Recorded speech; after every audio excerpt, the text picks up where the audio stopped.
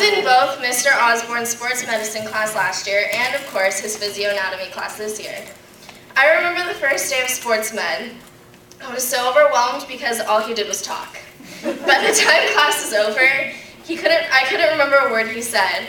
I tried so hard to pay attention the whole time, I remember thinking to myself, oh no, I'm going to be in trouble. When I turned to some of the senior med sci girls, they said that they had no idea either, but it's okay. One day in sports med, Mr. Oz was teaching, and all of a sudden, Crazy in Love by Beyonce turned on. Mr. Osborne reached for his belt and answered his phone.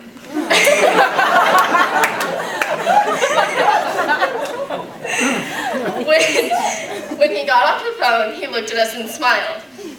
Then he said, sorry, that was my son. That's when I realized that he wouldn't be as tough as he seems. At last year's banquet, I was ready for some tears. I predicted who would cry the most and who wouldn't cry at all. My predictions were, for the most part, wrong.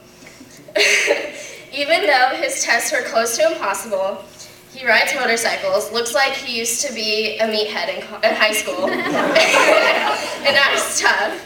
He's really a big softie. I looked forward to being in his class again. I was dreading the actual course, but knowing that he was the teacher made it all worth the while. All year he would crack random corny jokes that only he, and sometimes Tom, would laugh at.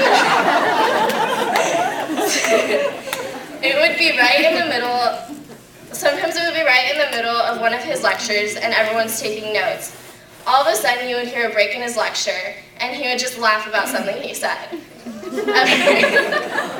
Every once in a while everyone would laugh along, but there were very few times that we would actually heard and understood the joke. He, like most of the other teachers, would make fun of us as well. I distinctly remember one time I had to give an announcement and he told me to sit down. And then he said, oh wait, are you already sitting?